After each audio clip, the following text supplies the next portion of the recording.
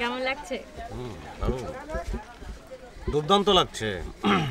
আমার কাছে এখন ডোবাকে বঙ্গোপসাগর মনে হবে, আর চকির তলাকে মনে হবে আগরতলা। জানেন তো, জীবনটা হচ্ছে লেগে থাকো, লেগে থাকলে একসময় লেগে যাবে। তো সেই লেগেটা গেল আর কি। জীবনের এই অবধি এক প্রকার একা একাই তো পার করে এসেছি। আসলে সেটাই, যুদ্ধটা তো একার, ফলটা শুধু কারোর সঙ্গে ভোগ করতে হয়।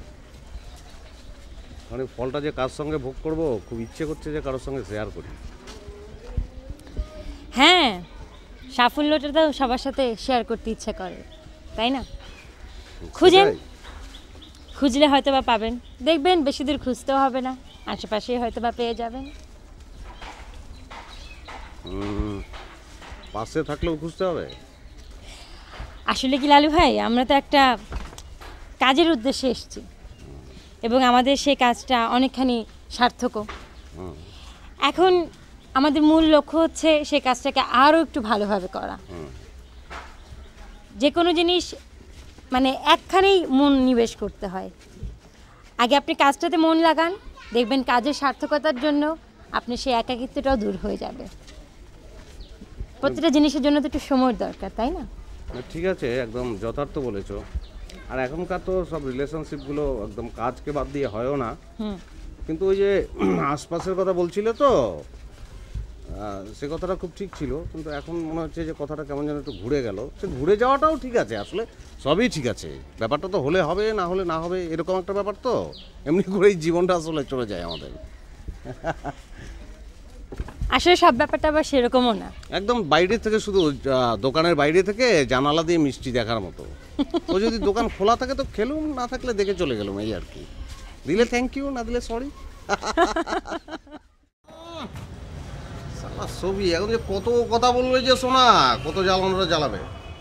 হ্যালো, হ্যাঁ ছবি ভাই, বলুন তো। কোথায় থাকো তুমি?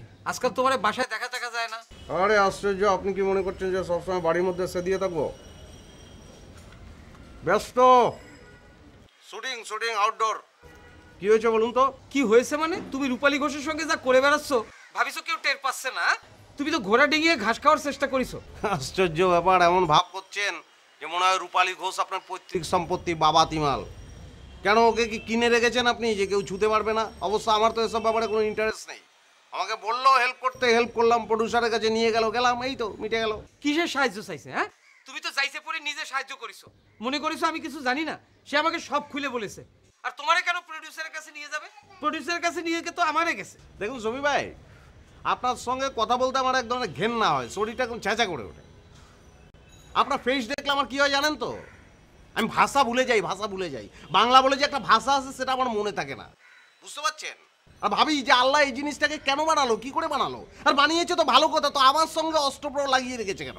তোর সঙ্গে কথা বলা তো দূরের থাক, আমার তো মনে হচ্ছে তোকে আমি ঘর থেকে বের করে দেবো।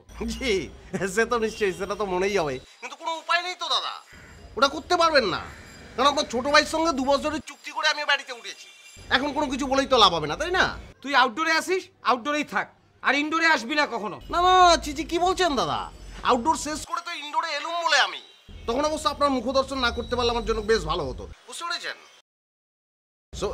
হ্যাঁ হ্যাঁ, সালা সালা কথায় না বলে সবসময় রেখে দেয়।